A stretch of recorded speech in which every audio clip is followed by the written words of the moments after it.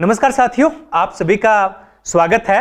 हम समाजशास्त्रीय सिद्धांतों पे चर्चा कर रहे थे, तो आज ये हमारी 8वीं क्लास है और आज हम प्रतीकात्मक अंतःक्रियावाद पे चर्चा करेंगे और मुख्य रूप से जॉर्ज हर्बर्ट मीड के बारे में चर्चा करेंगे।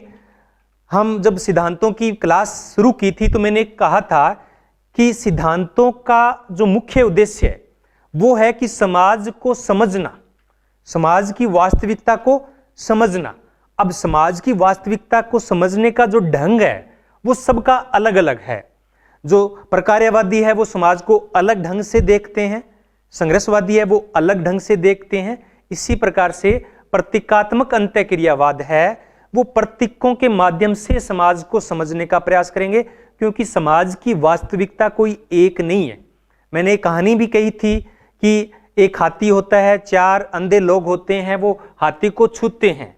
कोई कान को पकड़ता है, कोई उसके पैर को पकड़ता है, कोई उसको सूंड को पकड़ता है। बाद में वो कहते हैं कि उससे पूछते हैं कि हाथी कैसा है, तो किसी ने कहा कि हाथी है वो केले की पत्तों की तरह पतला होता है, किसी ने कहा खंबे की तरह बिल्कुल ठोस होता है, गोलाकार होता है। तो अब वो कहेंगे नहीं तू गलत कह रहा है, मैं सही कह रहा हूं, तो वो फिर बात गलत हो जाएगी। तो दोनों ही या चारों के चारों सही कह रहे हैं, लेकिन सबने अलग अलग दृष्टिकोण से उसको देखा है, अलग अलग नजरिए से अलग अलग चीज को पकड़ा है। तो इसी प्रकार से जितने समाजशास्त्रीय सिद्धांत है वो अलग अलग तरीके से समाज की वास्तविकता का अध्ययन करते हैं। तो प्रतीकात्मक अंतःक्रियावाद, जैसा कि नाम से स्पष्ट होता है, प्रतीक, सिंबल, कहते हैं कि जो अंतःक्रिया होती है, जो समाज में जो सदस्य हैं उनके बीच में जो अंतःक्रिया होती है वो प्रतीकों के माध्यम से हो रहा है। आप मुझे सुन पा रहे हैं, मैं आपको कुछ बोल रहा हूं, आप जब मैं कुछ पूछता हूं तो आप मुझे जवाब देते हैं। ये क्या है? अंतःक्रिया है। ये अंतःक्रिया किसके जरिए हो रही है? ये प्रतीकों के जरिए हो रही है, क्योंकि भाषा सबसे बड़ा प्रतीक है। तो आज हम इन प्रतीकों के बारे में चर्चा करेंगे और जॉर्ज हर्बर्ट मीड के बारे में चर्चा करेंगे। तो प्रतीकात्मक अंतःक्रियावाद क्या है? 2-4 मिनट इस पे नजर डाल लेते हैं, फिर हम मीड पे आएंगे। प्रतीकात्मक अंतःक्रियावाद यानी प्रतीकों के माध्यम से अंतःक्रिया करना। तो प्रतीकात्मक अंतःक्रियावाद समाज के संबंधों का अध्ययन, किसका अध्ययन करता है? समाज का जो संबंध है उनका अध्ययन करता है। सभी यही तो करते हैं समाज का। तो सामाजिक संबंधों का अध्ययन है वो कर्ताओं के बीच में, व्यक्तियों के बीच में होने वाली जो संचार है, संप्रेषण है, कम्युनिकेशन है। और वो कम्युनिकेशन किसके द्वारा होता है? प्रतीकों के द्वारा होता है। तो इसका अध्ययन करते हैं भी कर्ता है वो किस प्रकार से अंतःक्रिया के दौरान प्रतीकों का उपयोग करते हैं। C.H. कुल्ले, हर्बर्ट ब्लूमर, मीड, ये सब प्रतीकात्मक अंतःक्रियावादी विचारक हैं। तो सबसे हम पहले ये समझ लेते हैं कि प्रतीक किसे कहते हैं, सिंबल क्या है, संकेत क्या है। तो हम जो भी मैं बोलता हूं, ध्वनि है या कुछ भी है, वो सब एक संकेत है, वो सब एक प्रतीक है। जैसे कि भारत का राष्ट्रीय ध्वज है, एक कपड़ा है, 3 कलर हैं उसमें और बीच में एक गोला बना हुआ है। अब ये एक बहुत बड़ा प्रतीक है और ऐसा प्रतीक है कि लोग इसके लिए मरने मारने पे उतारू हो जाते हैं।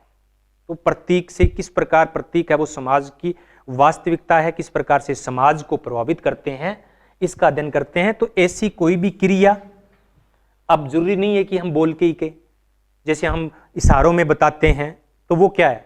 क्रिया ही तो है। हम अगर कोई अगर बोल नहीं पाता है तो वो अगर उसको भूख लगेगी, प्यास लगेगी, तो वो क्या करेगा? क्रिया करेगा। कोई भी वस्तु, कोई ध्वनि, चित्र, वस्त्र, अब वस्त्रों का भी बहुत महत्व होता है। मौलवी होता है उसके अलग कपड़े होते हैं, पुजारी होता है उसके अलग कपड़े होंगे, पादरी होंगे उसके अलग कपड़े होंगे। तो ऐसी कोई भी चीज जिसका प्रयोग किसी घटना को प्रकट करने के लिए किया जाता है तो उसे क्या कहते हैं? प्रतीक कहते हैं। तो प्रतीक क्या हो गया? प्रतीक एक साधन है, प्रतीक एक माध्यम है और इसी से ही जीवन शुरू होता है। एक शिशु है वो प्रतीकों के द्वारा ही समाज को समझता है। और पियरे बार्दियू ने कहा कि भाषा सर्वाधिक शक्तिशाली प्रतीक है, इससे बढ़कर कोई प्रतीक नहीं हो सकता। बिल्कुल लास्ट में 5 मिनट में आपके जो भी क्वेश्चन होंगे, डाउट्स होंगे, मैं उनको लूंगा, बीच में नहीं लेंगे, उससे क्लास थोड़ी डिस्टर्ब होती है।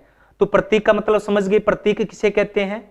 तो प्रतीक कुछ भी हो सकता है, कोई क्रिया हो सकती है, कोई ध्वनि हो सकती है, कोई चित्र हो सकता है, कोई संकेत हो सकता है, कोई इशारा हो सकता है, कोई कपड़े हो सकते हैं, कुछ भी हो सकता है जो व्यक्ति किसी घटना को प्रकट करने के लिए या किसी चीज को बताने के लिए करता है। अब क्या है, प्रतीकात्मक अंतःक्रियावाद की शुरुआत किसने की? इसमें थोड़ा सा डाउट है।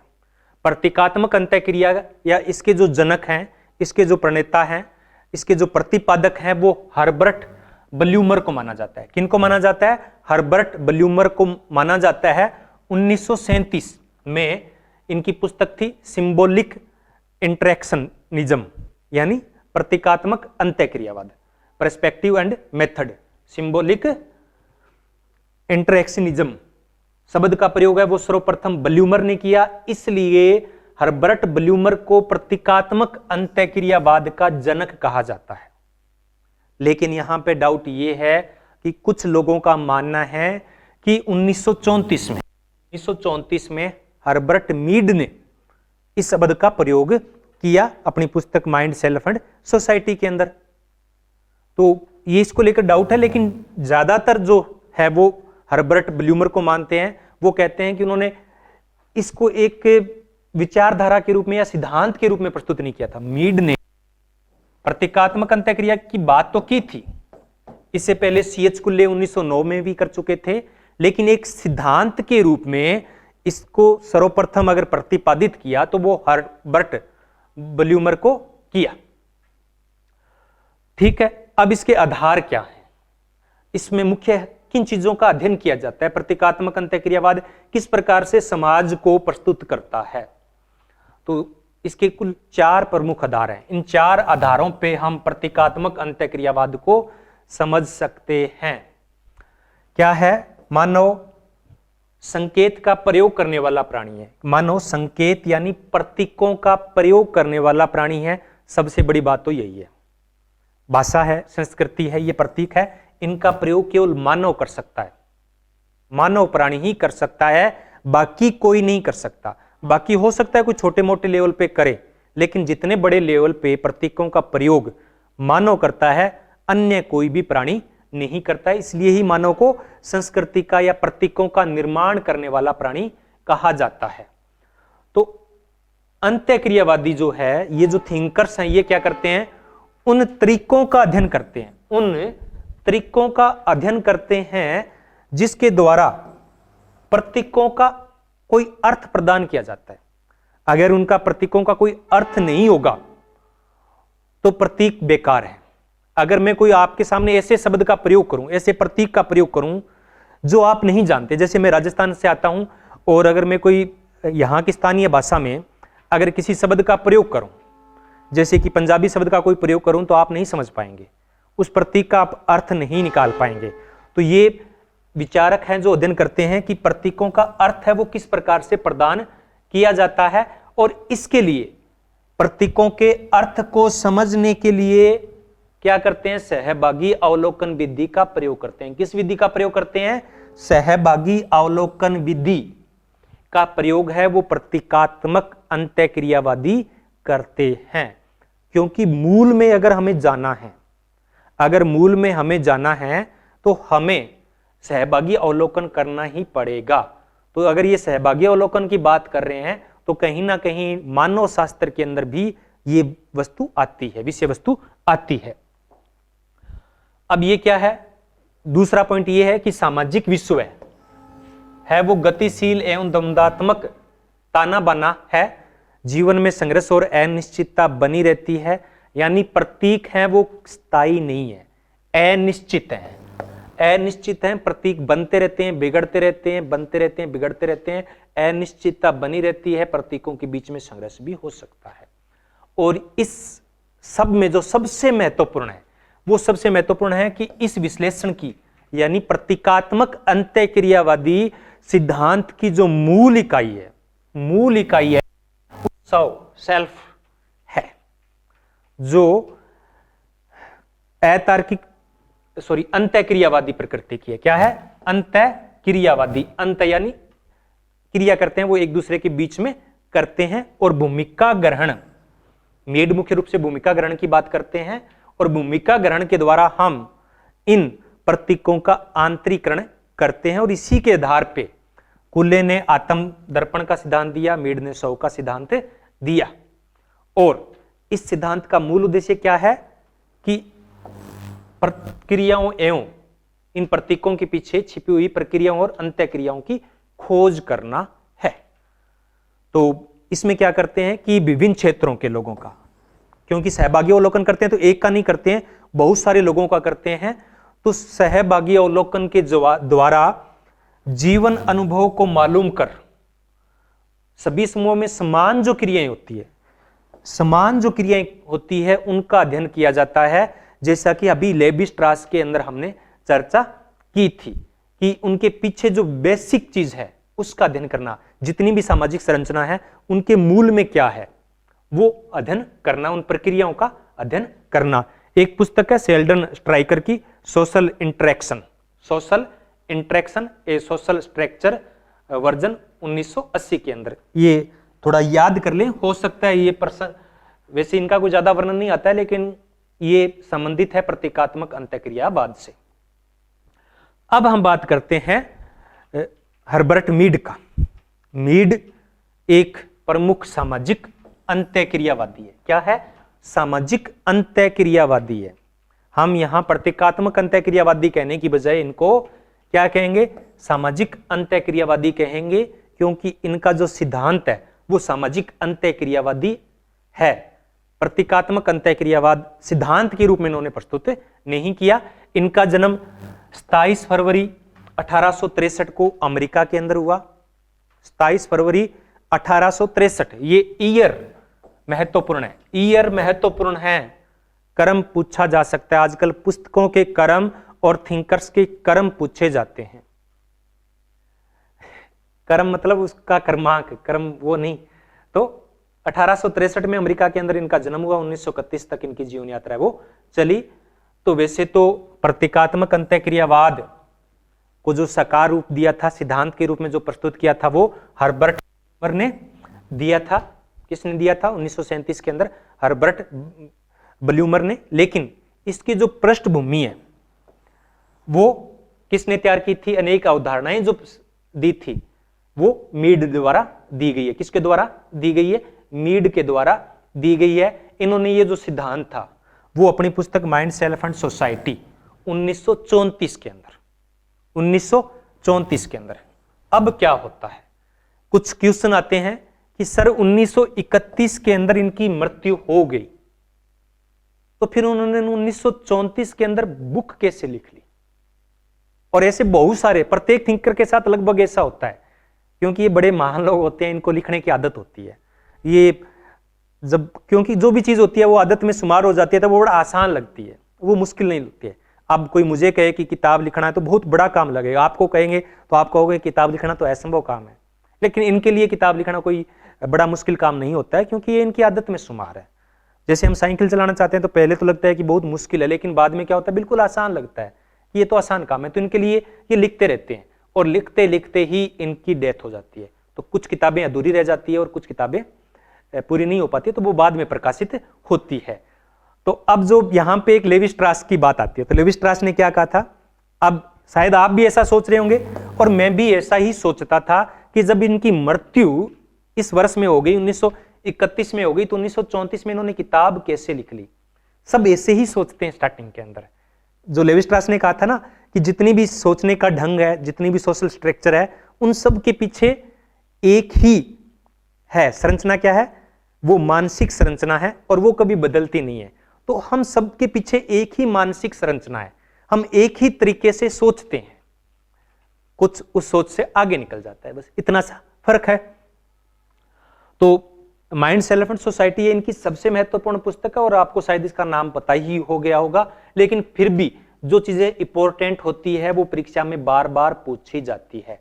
तो इनकी मृत्यु के बाद 1934 में मॉरिस, चार्ल्स डब्ल्यू मॉरिस ने ये पुस्तक है वो संपादित की थी। और इसमें उन्होंने सामाजिक मनोविज्ञान, सामाजिक मानव शास्त्र है, इसी प्रकार से सामाजिक मनोविज्ञान के रूप में इसको प्रस्तुत किया था। ये शिकागो संप्रदाय से संबंधित है। किससे संबंधित है? शिकागो संप्रदाय। अगर शिकागो संप्रदाय आ जाता है तो आपको 2-4 चीजें नोट हो जानी चाहिए कि ये सूक्ष्म स्तरीय सिद्धांत है, ये अंतःक्रियावाद की बात करेंगे, यह सहभागी अवलोकन की बात करेंगे। क्या है शिकागो संप्रदाय की बात करेगा? सहभागी अवलोकन। जितने भी इसके थिंकर्स हैं उन्होंने लगभग ने सहभागी अवलोकन किया है। ये क्या है? सूक्ष्म स्तरीय सिद्धांत प्रस्तुत करते हैं। क्या करते हैं? सूक्ष्म स्तरीय सिद्धांत प्रस्तुत करते हैं। ये अंतःक्रिया पर विशेष बल देते हैं, अंतःक्रिया पे विशेष बल देते हैं। तो ये शिकागो संप्रदाय के सभी थिंकर्स की मुख्य विशेषताएं हैं।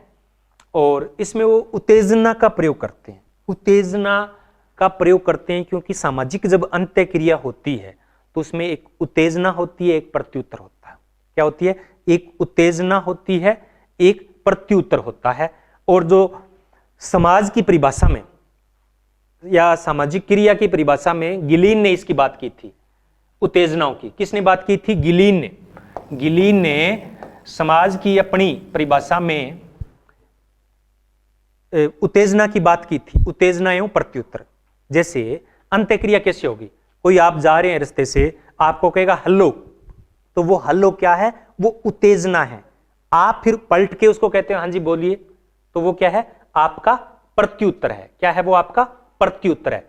तो उत्तेजना यानी किसी को सबसे पहले बातचीत को शुरू करना, अंतःक्रिया को शुरू करना, और प्रत्युत्तर उसका जवाब देना। तो ये 2 प्रकार की उत्तेजनाएं बताई है। प्राथमिक जो प्रत्यक्ष संबंध से होती है, और द्वितीयक उत्तेजना जो कि प्रत्यक्ष संबंध से नहीं होती है। डायरेक्ट अगर कोई बात कर रहा होता है तो वो क्या होगी? प्रत्यक्ष उत्तेजना होगी। और अगर कोई इनडायरेक्ट या किसी तीसरे माध्यम से बात कर रहा है तो वो द्वितीयक उत्तेजना होगी। अब क्या है कि मीड का जो सिद्धांत है उसको समझने के लिए हमें 4 अवधारणाओं को समझना पड़ेगा। कितनी अवधारणाओं को समझना पड़ेगा? 4 अवधारणाओं को समझना पड़ेगा मीड के सिद्धांत को समझने के लिए। तो पहले हम चर्चा करते हैं कि ये सामाजिक अंतःक्रिया की बात करते हैं, तो सामाजिक अंतःक्रिया है क्या? तो सामाजिक अंतःक्रिया की परिभाषा दी है मीड ने। क्या दी है? कि यह पारस्परिक प्रभाव है। पारस्परिक एक का दूसरे पे प्रभाव है, जिसमें अंतः उत्तेजना एवं प्रक्रिया द्वारा एक दूसरे पे प्रभाव डाला जाता है। जब पारस्परिक प्रभाव होगा यानी एक उत्तेजना पैदा करेगा, दूसरा उसका जवाब देगा, प्रत्युत्तर देगा। तो इस मानवीय अंतःक्रिया में सामाजिक जो है उसका अत्यधिक महत्व है। और देखना, ये जो उत्तेजना होती है ये बहुत ही महत्वपूर्ण होती है और हमें पता ही नहीं चलती है। अब क्या होता है उत्तेजना के अंदर? पहले कोई भी प्रश्न करता है आपसे कोई प्रश्न करता है। बहस क्यों होती है? हम परिवार के अंदर, दोस्तों के अंदर, दिन प्रतिदिन के जीवन में अंदर बहुत बहस करते हैं। क्यों करते हैं बहस? क्योंकि कोई हमें बहस के लिए उत्तेजित करता है। क्या करता है? कोई बहस के लिए उत्तेजित करता है, कोई ऐसी बात बोलता है जिससे हम उत्तेजित हो जाते हैं, और फिर बहस का दौर है वो शुरू हो जाता है, और बात है वो चलती जाती है। बहस कहां से शुरू होती है? उत्तेजना से शुरू होती है। अंतःक्रिया कहां से शुरू होती है? उत्तेजना से शुरू होती है। और फिर हम उस बहस के अंदर फंसते चले जाते हैं। अभी कुछ देश के अंदर देश को तोड़ने की बात की जा रही है, तो कोई व्यक्ति कहता है कि ऐसा होना चाहिए, और दूसरे लोग उसकी प्रत्युत्तर में दे रहे हैं कि हाँ होना चाहिए। अब उसने क्या उत्तेजना पैदा की? लोग उस उत्तेजना में फंस गए, जाल में फंस गए।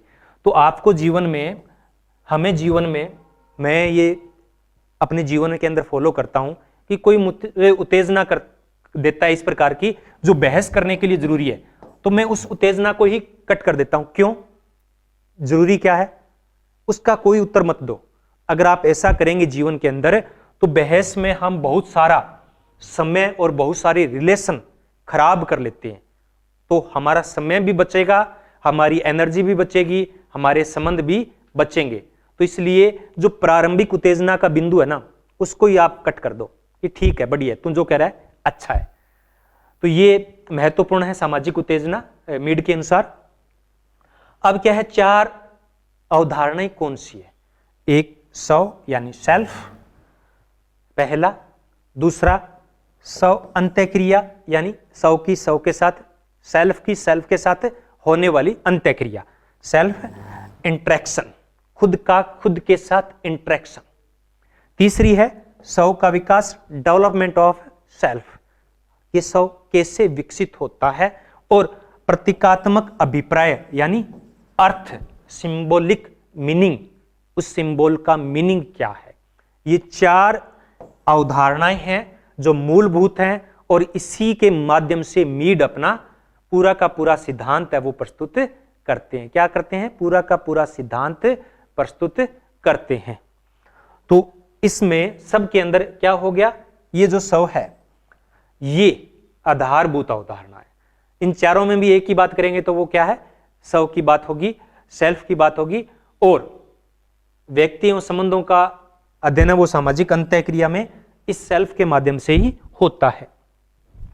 अब क्या होता है स्व, सेल्फ क्या होता है? ये मैं और मुझे की बात करते हैं, ये स्व की बात करते हैं, ये आखिर स्व होता क्या है? क्या ये सभी के अंदर होता है या सभी के अंदर नहीं होता? मेरा एक क्वेश्चन आपसे है, क्या ये जो सेल्फ है क्या ये सभी के अंदर होता है या नहीं होता है? बताइए, सभी में होता है या नहीं होता है? जो मुझे है ये सब में होता है या नहीं होता है? मैं, इसको स्व को क्या बोल देते हैं? मैं बोल देते हैं। तो ये मैं तो सब में होता है, लेकिन मुझे भी क्या सब में होता है? वो सब में नहीं होता है। तो क्या है स्व? तो प्रत्येक मनुष्य के अंदर स्व होता है। क्या होता है? प्रत्येक मनुष्य के अंदर स्व होता है, जो जन्म के समय विशुद्ध रूप से आवेशपूर्ण स्थिति में रहता है। क्या होता है? विशुद्ध रूप से आवेशपूर्ण। वो एक जिसको बोलते हैं ना पवित्र आत्मा, डिवाइन सोइल, पवित्र आत्मा, विशुद्ध, बिल्कुल ऐसा कपड़ा जिसपे कोई दाग नहीं है, तो इसको विशुद्ध बोल देते हैं, आत्मा बोल देते हैं, इसको आवेशपूर्ण स्थिति बोलते हैं। आवेशपूर्ण स्थिति क्यों बोलते हैं? क्योंकि बच्चा जब जन्म लेता है तो वो अपने साथ स्व लेकर पैदा होता है, और वो उसमें विशुद्ध होता है। जब भूख लगती है तो वो रोने लगता है, वो अगर कोई उसको थोड़ी सी परेशानी होती है वो तो रोने लगता है, या दूध नहीं मिलता तो वो रोने लगता है, यानी वो विशुद्ध रूप से है। वो क्या है? एक असामाजिकृत शिशु है। तो स्व को अगर हम कहें तो क्या हो जाएगा? असामाजिकृत शिशु। फ्रायड ने इसे ईड कहा, फ्रायड ने इसे ईड के रूप में कहा। और एक बार नेट में पूछा गया कि ईड का मतलब क्या है? ईड का मतलब है इच्छाओं का पुंज, ऐसी इच्छाएं जो क्या है? असामाजिकृत है। क्या है? असामाजिकृत है। तो जैसे ही उसको पता लगता है, बच्चा जब जन्म लेता है तो वो बिल्कुल विशुद्ध रूप में होता है, लेकिन धीरे धीरे उसको पता लगने लगता है कि रोने से दूध मिलेगा, गोद मिलेगी, यानी सुविधाएं मिलेगी। क्या मिलेगी? सुविधाएं मिलेगी। तब वो पहले तो स्वाभाविक रूप से रोता है, फिर वो क्या होता है? स्वाभाविक रूप से नहीं रोता है, वो जानबूझकर रोता है। तो ये स्व के विकास की प्रारंभिक अवस्था है, जब उसे पता चलता है कि रोने से उसको गोद या उसको दूध या उसको अन्य सुविधाएं मिलने वाली है। और बच्चा जब भी थोड़ी सी सुविधा में कमी आती है, जैसे कि प्यास लगती है, उसको सही हवा नहीं मिलती है, भूख लगती है, तो वो रोना शुरू कर देता है। अब उसके धीरे धीरे वो चीज़ों को, समाज को समझना शुरू कर देता है। तो तभी अपने कहावत चलती है ना कि रोए बगैर तो माँ भी बच्चे को दूध नहीं पिलाती। तो सब कुछ मांगने से मिलता है, बगैर मांगे कुछ भी नहीं मिलता है। तो ये स्व के विकास की प्रारंभिक अवस्था है। अब क्या होता है कि धीरे धीरे फिर ये शुरुआत हो चुकी, शुरुआत ही सबसे महत्वपूर्ण है। तो बाहर की चीजें हैं वो स्व के पास, उसके पास पहुंचती रहती है, वो उसका मूल्यांकन करता रहता है। स्व क्या है? इन बाहरी चीजों का मूल्यांकन करता रहता है। जैसे ही बच्चा कोई गलत हरकत करता है, थोड़ा सा बड़ा होता है, तो उसको उसकी माँ डांटती है या और कोई डांटता है, तब वो उसका मूल्यांकन करता है कि ये काम करने से मुझे डांट मिलती है और ये काम करने से मुझे प्यार मिलता है। तो वो उनका मूल्यांकन करता है। तो यानी मूल्यांकन ही, ये जो मूल्यांकन है वो 100 का 100 के साथ अंत्य क्रिया क्या है, सेल्फ की सेल्फ के साथ अंत्य क्रिया है। यानी कोई चीज उस पे आती है, कोई उसको बोलता है, तो वो खुद अपना मूल्यांकन करता है, खुद का खुद के साथ मूल्यांकन ही 100 की 100 के साथ अंत्य क्रिया है, सेल्फ की सेल्फ के साथ अंत्य क्रिया है। और मूल्यांकन के आधार पे समाज के मूल्यों को स्वीकार करता है या अस्वीकार करता है। क्या है, स्वीकार करता है या फिर अस्वीकार करता है या अर्ध स्वीकार करता है। क्या करता है, अर्ध स्वीकार करता है, पूर्णतः उसको स्वीकार नहीं करता है। अगर वो स्वीकार करता है, पूर्णतः स्वीकार करता है, तो वो एक पूर्णतः सामाजिक प्राणी बन जाता है, समाजीकृत व्यक्ति बन जाता है, और वो कुछ भी नयापन उसमें नहीं आता है। क्यों नहीं आता है, क्योंकि वो सब कुछ हूबहू समाज को ग्रहण कर चुका है। और जो अस्वीकार करता है या पूर्ण स्वीकार नहीं करता है, वो व्यक्ति क्या करता है, इन फ्यूचर कोई ना कोई नवीनता का कार्य करता है, कोई ना कोई वो या तो अच्छा कार्य करेगा, आविष्कार वगैरह पैदा करेगा, या फिर वो हो सकता है कोई अपराधी बन जाए, कोई आतंकवादी बन जाए, यानी कुछ ना कुछ अलग ही करेगा। तो वो मूल्यांकन करता है प्रत्येक व्यक्ति, जो दूसरे बोलते हैं, समाज उसको बोलता है, स्वीकार या अस्वीकार वो करते हैं। तो ये तो सब हो गया, समझ में आ गया। अब है कि अंत्य क्रिया, 100 की 100 के साथ अंत्य क्रिया, सेल्फ इंटरेक्शन कैसे होता है। तो जो पहले बात की, जब शिशु जन्म के समय होता है तो उसको क्या बोलते हैं, सांवी 100 या शारीरिक 100। क्या बोलेंगे, शारीरिक 100, विशुद्ध 100, सेल्फ, जैविक प्राणी। और धीरे धीरे जब वो विकसित होता है, तो ये विकसित होने की प्रक्रिया को मीड है वो 2 अवस्थाओं से 2 भागों में विभाजित करते हैं। 100 के विकसित होने की प्रक्रिया को 2 भागों में बांटते हैं, 100 की अंत्य क्रिया को 2 भागों में बांटते हैं, 2 अवस्थाएं इसकी बताते हैं, एक मैं और मुझे, मी, आई और मी, आई, मैं। अब ये आई तो सबके अंदर होता है, ये क्या है, जैविक या सामयिक 100 है, मनमाना है, जैसा कि मीड ने कहा, समाज में कोई इससे सरोकार नहीं होता है, यानी वो अपनी मर्जी से करता है, जो अपने विचार होते हैं। कभी कभी अपने पास ऐसे विचार आते हैं अपने मन के अंदर जिसे समाज स्वीकार ही नहीं कर सकता। ऐसे ऐसे विचार आते हैं, हमें खुद को खुद से घृणा होती है, 100 को 100 से घृणा होने लगती है, सेल्फ को ही सेल्फ से हो जाती है कि ये क्या सोच रहा है। लेकिन ये जो मैं है, ये जो आई है, ये कुछ भी नहीं जानता है, इसको कोई काम, इसका काम तो केवल विचार पैदा करना है, सही है या गलत है वो कोई उससे लेना देना नहीं है। तो ये जो दूसरे के प्रति व्यक्ति द्वारा किए जाने वाला व्यवहार है, दूसरे के प्रति व्यक्ति द्वारा, तो छोटा बच्चा होता है वो कैसा भी व्यवहार करता है, वो क्या होता है, मैं का होता है। इसको हम ईगो भी कह सकते हैं। क्या कह सकते हैं, जिसको हम बोलते हैं ना ईगो, अहंकार, मैं। तो जिसमें जो जितना ज्यादा ये जैविक प्राणी होगा, जो जितना ज्यादा असमाजीकृत होगा, जो जितना ज्यादा पशुओं के नजदीक होगा, उसमें ये ईगो, ये अहंकार उतना ही ज्यादा होगा। और जिसमें अहंकार कम है तो मान लीजिए कि वो पशु से मानव की तरफ बढ़ रहा है, और जिसके अंदर अहंकार है, ईगो है, मैं की भावना अत्यधिक है, तो वो क्या है, अभी भी असमाजीकृत है। और ऐसे व्यक्ति समाज के लिए हमेशा खतरा रहते हैं, क्योंकि उनका पूर्णतः समाजीकरण नहीं हुआ है। जब पूर्णतः समाजीकरण हो जाता है तब मैं नहीं कहता है, वो क्या कहता है, हम, मुझे, मेरा, मी। क्या कहता है, मी। तो इस प्रकार से सामयिक 100 से सामाजिक 100, सेल्फ, सोशल 100, तो ये दूसरी अवस्था है। तो इसे मुझे कहा जाता है, मैं, मेरा, मुझे, मी, इन शब्दों का इसके लिए प्रयोग किया जाता है। इसका मतलब है कि वह व्यक्ति दूसरों से सीख गया है, समाज के मूल्य और मानकों को अपना चुका है, अपना मान चुका है।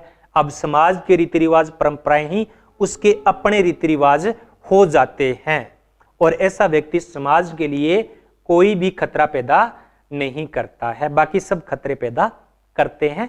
जो अहंकार में जी रहा है वो अभी मानव की श्रेणी में आया नहीं है, अभी वो पशु समाज के अंदर ही हो रहा है। और पशुओं को जब उसकी मनपसंद चीजें नहीं मिलती है तो वो क्या है कि कुछ भी करने के लिए तैयार हो जाते हैं, लेकिन मानव ऐसा नहीं करेगा। तो मुझे है वो दूसरी अवस्था है, इसे सामाजिक शव कह सकते हैं। सामाजिकृत शव सीखते हैं, ये समाज से रीति रिवाजों को ग्रहण करता है व्यक्ति द्वारा, तो इसको कह सकते हैं व्यक्ति के द्वारा व्यवहार का प्रत्युत्तर, दूसरों की प्रत्युत्तर देना। कोई हमसे कोई कहता है, हम उसका सामाजिक तरीके से प्रत्युत्तर देते हैं, तो वो मुझे है। ये इसमें समाज की भूमिकाओं को अपना लिया जाता है, बाहरी दुनिया को अपनी दुनिया समझी जाती है, अपने जो समाज के रीति रिवाज परंपराएं हैं उनको अपना माना जाता है। और ये सब प्रतीकों के द्वारा होता है। किसके द्वारा होता है? प्रतीकों के द्वारा होता है। यही मीड की मुख्य बात है कि ये जो समाज की जो रीति रिवाज परंपराएं हैं, इन सब को प्रतीक है ये, और इन प्रतीकों के द्वारा व्यक्ति है वो समाज को समझता है। अब है कि इसका विकास कैसे होता है, कितने चरणों में होता है। आत्म सेल्फ या तादात्मीकरण का है जो विकास है, डेवलपमेंट है, वो कितनी अवस्थाओं से होकर गुजरता है, किस प्रकार से होता है कि एक छोटा बच्चा जब बड़ा होता है तो वो किन किन अवस्थाओं से गुजरता है। तो मीड ने शव के विकास की 3 अवस्थाएं बताई है। कितनी अवस्थाएं बताई है? 3 अवस्थाएं बताई है, 3 स्टेज बताई है। ये जो प्रश्न है 3 स्टेज वाला, ये 2019 के यूजीसी नेट के एग्जाम में पूछा गया था। कब? यूजीसी नेट के एग्जाम में पूछा गया है ये प्रश्न। लेकिन वहां पे एक समस्या थी, हिंदी के अंदर एक समस्या थी। पहली अवस्था है, प्रारंभिक अवस्था है, इसको प्रीपेरेटरी स्टेज भी बोल देते हैं, इमिटेशन स्टेज भी बोलते हैं, या इसको बोलते हैं नकल की अवस्था। क्या बोलते हैं? नकल की अवस्था बोल देते हैं। तो ये 2 वर्ष से कम आयु, क्या है, 2 वर्ष से कम आयु के दौरान रहती है। इसमें बच्चा अनुकरण करता है, नकल करता है। क्या करता है? नकल करता है। किनकी? बड़ों की। बड़े हंसते हैं तो वो भी सामने से हंसने लगता है, वो जिस प्रकार से करते हैं वो उसी प्रकार से वो करने लगता है। तो छोटे बच्चे होते हैं, जैसे मेरी क्या आदत है, बाहें चढ़ाने की आदत रहती है, तो जो हमारे परिवार में होते हैं वो सब बाहें देख के चढ़ा लेते हैं। क्यों? उन चाचा जैसे बनना है, उन ताऊ जैसा बनना है। तो ये नकल की अवस्था है, ये 2 वर्ष से कम आयु में होता है। इसमें है जो बच्चा है वो वस्तु और व्यक्ति के अंदर अंतर नहीं कर पाता है, वस्तु और व्यक्ति के अंदर अंतर नहीं कर पाता है। उसके लिए जितने सारे पशु है वो एक समान है, कुत्ता बिल्ली सब उसके जैसे, उसके लिए एक जैसे हैं। अब ये क्या होता है दूसरी अवस्था में, कब आता है? जब 2 वर्ष से 7 वर्ष की आयु में। ये दूसरी अवस्था है, वो 2 से 7 वर्ष की आयु के दौरान रहते हैं। तो इसे हम समाजीकरण का सिद्धांत भी कह सकते हैं। तो इसमें क्या होता है, इसको बोलते हैं क्रीड़ा की अवस्था। अब क्या होता है, क्रीड़ा को क्या बोलेंगे? इसको बोल देते हैं खेल। तो पहले नकल, फिर खेल और फिर खेल। तो नकल, खेल, खेल। तो हिंदी में कई बार इसके लिए खेल अवस्था भी बोल देते हैं। तो दूसरी अवस्था भी खेल है और तीसरी अवस्था भी खेल है, लेकिन इसमें अंतर है। इसमें होता है प्ले, प्लेइंग, नाटक करना। क्या करना? नाटक करना। इसमें वास्तविक खेल नहीं होते हैं, गेम नहीं होते हैं, नाटक करना होता है।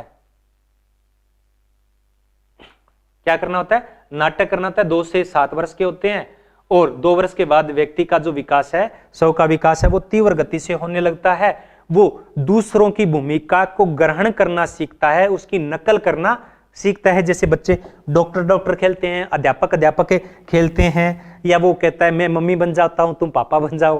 तो इस प्रकार के जो होते हैं, तो इसको क्या बोलते हैं? भूमिका ग्रहण। इसको क्या बोलते हैं? भूमिका ग्रहण की स्टेज भी इसको कहते हैं कि बच्चे वो खेल उनके गुड्डे गुडियों की खेल होते हैं, वो वास्तविक गेम नहीं होते हैं। जैसे क्रिकेट होती है, वैसे गेम नहीं होते हैं। ये 2 से 7 साल का बच्चा है वो इसी प्रकार से ही करता है। तो इसको बोलते हैं भूमिका ग्रहण की अवस्था भी इसको कह सकते हैं।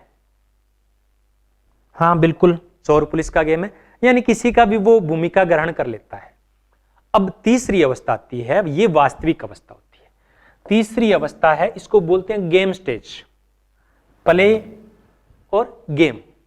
तो गेम जो हम खेलते हैं, अब वो बड़ा हो जाता है, 7 वर्ष से अधिक हो जाता है, वह अन्य व्यक्तियों के साथ, अन्य बच्चों के साथ गेम खेलना शुरू करता है, और जिनके साथ गेम खेलता है, जिनके साथ अंतः क्रिया करते हैं, उनको क्या बोलते हैं?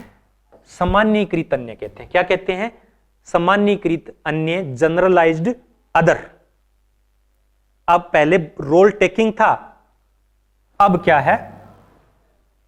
अब उनका भूमिकाओं का निर्वाह करना शुरू कर देता है, यानी उसकी अगली स्टेज आ जाती है। और इसमें वो क्या करता है? भूमिकाओं को, आदर्शों का आंतरीकरण करता है। क्या करता है? आंतरीकरण करता है। क्या करता है? आंतरीकरण करने लग जाता है भूमिकाओं का। अब वो सब कुछ समझना शुरू कर देता है 7 साल की एज की, कि मेरी भूमिका क्या है। एक पुत्र की भूमिका है, एक भाई की भूमिका है, एक पोते की भूमिका है। वो सब भूमिकाएं वो करता है, वो सब भूमिकाएं वो करता है। हाँ, एक मैं चीज पिछली बार भूल गया था कि ये जो मैं और मुझे की बात है, मैं से मुझे की, तो ये मैं तो सबके अंदर होता है, क्या मुझे भी सबके अंदर होता है? सभी लोगों के अंदर मुझे होता है क्या? मैं यानी आई तो सब में, लेकिन मुझे सब में होता है क्या? ये सब में होता है या नहीं होता? नहीं होता है। जैसे कि एग्जाम्पल के तौर पे जो मंदबुद्धि बच्चे होते हैं, मंदबुद्धि तो नहीं कहेंगे, जैसे भी है ईश्वर की कृपा, उन पे कृपा नहीं हो पाती है दुर्भाग्य से, तो वो क्या है, उनके अंदर ये मैं तो होता है, आई तो होता है, लेकिन वो समाज के रीति रिवाजों को, परंपराओं को सीख नहीं पाते हैं। क्यों नहीं सीख पाते हैं? क्या कारण है? क्या कारण होता है? क्योंकि उनको प्रतीकों को समझने की क्षमता नहीं है। और जो प्रतीकों की समझने की क्षमता है, अब लैंग्वेज भी प्रतीक है, कि इसको बोलना है कि नहीं बेटा टॉयलेट यहां पे जाना है, तो टॉयलेट एक प्रतीक है। तो जो प्रतीक को समझ लेता है वो इस श्रेणी में आ जाता है, मैं से मुझे बन जाता है। लेकिन जो प्रतीकों को नहीं पकड़ पाते हैं वो फिर क्या होते हैं? उनमें मैं तो रहता है, लेकिन मुझे का विकास नहीं हो पाता है, क्योंकि वो प्रतीक समझ नहीं पाते हैं। तो यही है जो मीड और ब्लूमर कहना चाहते थे, कि प्रतीक अगर नहीं समझेंगे तब तक अंत्यक्रिया नहीं होने वाली है। अब बच्चों को उनको कुछ भी बोल दो, उनके समझ में नहीं आता है, क्योंकि अंत्यक्रिया नहीं हो रही है, क्योंकि वो प्रतीकों को समझ नहीं पा रहे हैं। तो ये तीसरी अवस्था है, गेम स्टेज, सामान्यीकृत अन्य है। अब ये जनरलाइज्ड अदर है, यानी बहुत सारे जो लोग समाज के अंदर उसको प्रभावित करते हैं, उसके साथ खेलते हैं, तो ये फिर इसको क्या बोलते हैं? सामान्यीकृत अन्य। भी किसी व्यक्ति के बारे में, किसी भी व्यक्ति, अब यहां क्या है? किसी व्यक्ति, यानी कोई ज्यादा महत्वपूर्ण नहीं है, कि स्वयं के बारे में वह धारणा जो दूसरे लोग उसके संबंध में रखते हैं, ये मुझे का प्रतिनिधित्व करता है। तो यानी कैसे सीखता है भूमिकाओं को? व्यक्ति अपने आप को उसके स्थान पर रखता है कि अगर मैं वहां होता तो कैसे व्यवहार करता, फिर वो उसी प्रकार से अपना व्यवहार है वो करता है। तो जो सामान्यीकृत अन्य है वो किसका है? मुझे का प्रतिनिधित्व करता है।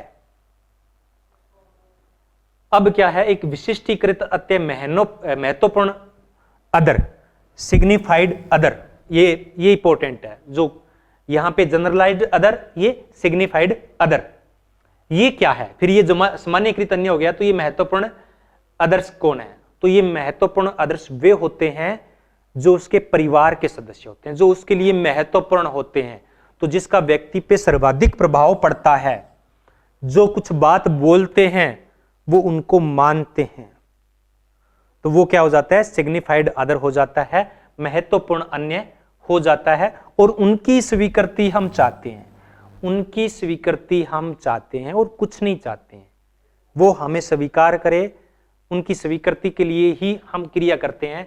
तो हमारी ज्यादातर क्रियाएं होती है वो क्या होती है?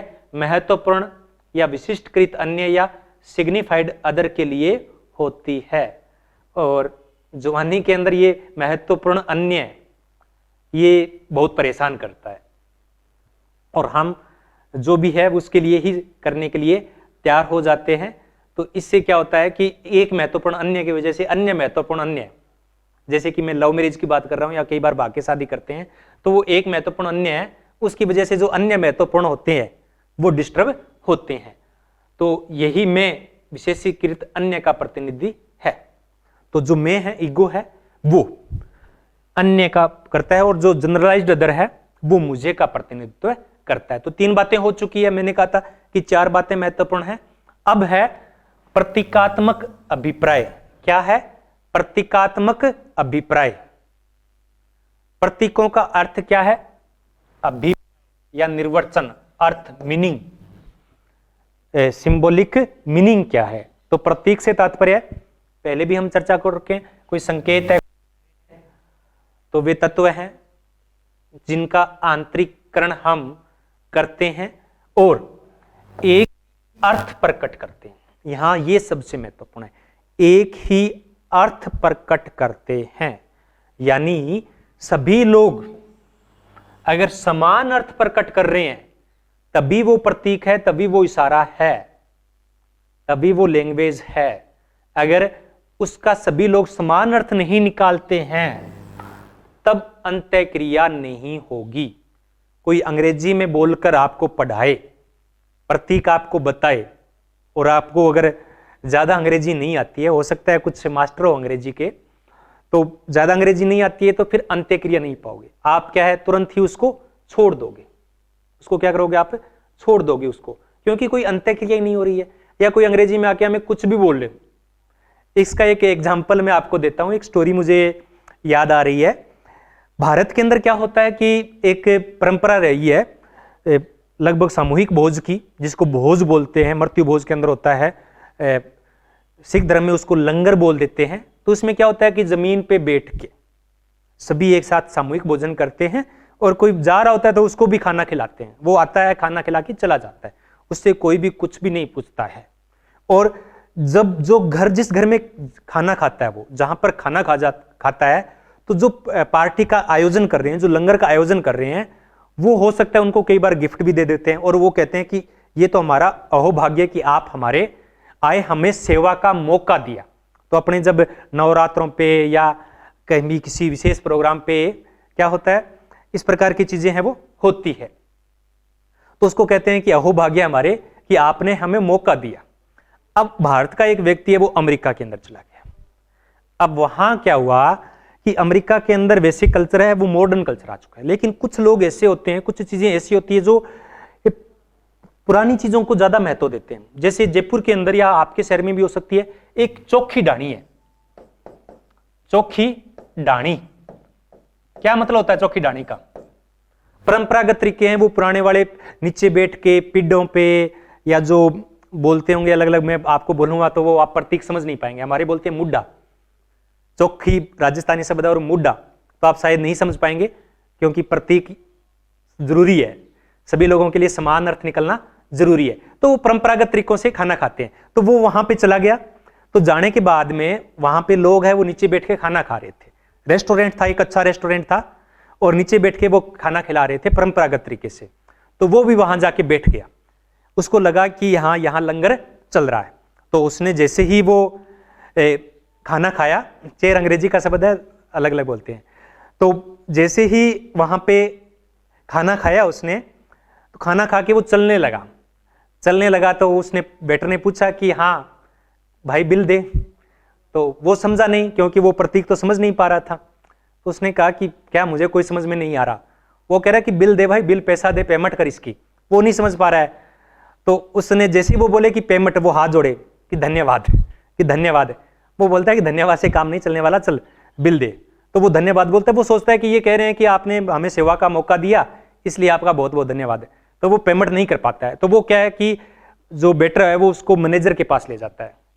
तो वो सोचता है कि मैं यहाँ पे आया हूँ तो ये लोग मुझे सम्मानित करना चाहते हैं कि एक विदेशी ने आपको यहाँ पे सेवा का मौका दिया। तो वो मैनेजर के पास जाता है। तो मैनेजर के पास जाता है तो ये सोचता है कि कोई विशेष गिफ्ट वगैरह देंगे। तो मैनेजर वही बात बोलता है, भाई पेमेंट है। तो वो फिर भी नहीं समझ पाता, वो सोचता है कि ये मुझसे कुछ कह रहा है। तो वो कहता है बेटा जिंदा रहे। तू ऐसे ही काम करते रहे। वो अपनी भाषा में बोले, अपने प्रतीकों में बोले, वो अपने प्रतीकों में बोले, तो वो कहता है कि ये पेमेंट तो देगा नहीं, इसको कोई ना कोई सजा देनी पड़ेगी। तो वो वहां जो होता है कि इसको ऐसे करो कि माला, जो जूतों की माला है वो पहनाकर इसको यहां से भगाओ, ताकि आज के बाद किसी में खाना ना खाए फालतू में बगैर पैसे दिए। तो अब वो क्या करता है, वो तो सजा देने के लिए माला पहनाते हैं। वो और ज्यादा खुश हो जाता है कि हो सकता है ये लोग मुझे सम्मानित कर रहे हैं, मुझे माला पहना के यहां से विदा कर रहे हैं। अब वो ये नहीं सोचता कि ये जूतों की माला है या किसी और चीज की माला है। तो ये क्या होता है, जब प्रतीक समान नहीं होते ना, तो ये बड़ी गड़बड़ हो जाती है। लोग कुछ कहना चाहते हैं और लोग कुछ और समझ लेते हैं। तो ये प्रतीक है वो महत्वपूर्ण है, और इन प्रतीकों का निर्माण है व्यक्तियों द्वारा किया जाता है, और अंतः क्रिया के द्वारा व्यक्ति इनको सीखता है। और समाज और व्यक्ति एक दूसरे के लिए अपरिहार्य है, क्योंकि व्यक्ति समाज प्रतीकों का निर्माण करता है, उसे समाज बनता है, और समाज को चलाने के लिए उनका व्यक्ति है वो आंतरिकरण करता है। और प्रतीकों के भाव में मनुष्य है वो मनुष्य नहीं रह पाएगा। प्रतीक है, लैंग्वेज है, संस्कृति है, इसीलिए मनुष्य मनुष्य है। अगर प्रतीक नहीं होंगे, संस्कृति नहीं होंगे, तो क्या होगा, मनुष्य नहीं होगा, वो पशु होगा। पशु और मनुष्य में यही तो अंतर है कि वो प्रतीकों को ग्रहण कर लेते हैं, सामाजिक अंतःक्रिया कर लेते हैं, संस्कृति का निर्माण कर लेते हैं, भाषा निर्मित कर लेते हैं, और नहीं कर पाते। वरना मनुष्य, और तभी तो बोलते हैं ना, क्या बोलते हैं, मनुष्य एक सामाजिक प्राणी है। अब प्राणी है क्या है, प्राणी को क्या बोलते हैं अपने, कहते हैं ये तो बड़ा अनमोल प्राणी है। क्या बोल देते हैं प्राणी को, दूसरी भाषा में अगर पर्यायवाची निकालें, जानवर है। तो मनुष्य भी ये क्या है, जानवर है। अब आपको शायद बुरा लगे कि ये जानवर कैसा हो गया, तो मनुष्य भी एक जानवर है। कैसा है, सामाजिक है, क्योंकि इसने प्रतीकों के द्वारा संस्कृति को विकास कर लिया है, तभी ये मनुष्य बन पाया है। और लास्ट में यही बात आती है कि सब का विकास ही प्रतीकात्मक अंतःक्रिया सिद्धांत का मूल है। अब हम एक नजर इनकी प्रमुख पुस्तकों पर डाल लेते हैं। तो पुस्तकें जो माइंड सेल्फ एंड सोसाइटी है वो सबसे महत्वपूर्ण है 1934 के अंदर। इनके अलावा द सोशल सेल्फ 1913 के अंदर ये महत्वपूर्ण है। एक फिलोसफी ऑफ एक्ट, क्रिया का दर्शन, हिंदी में क्या लिखेंगे, क्रिया का दर्शन।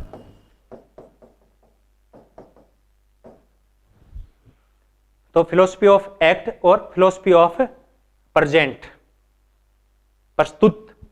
प्रस्तुतिकरण का दर्शन, तो ये महत्वपूर्ण है। इनके अलावा एक पुस्तक और है, the nature of the past और toward of theory of philosophical discipline 1900 के अंदर ये है। तो ये इनकी प्रमुख पुस्तकें हैं। और आज की क्लास हमारी यहीं समाप्त होती है। कल हम ब्लूमर के पे चर्चा करेंगे।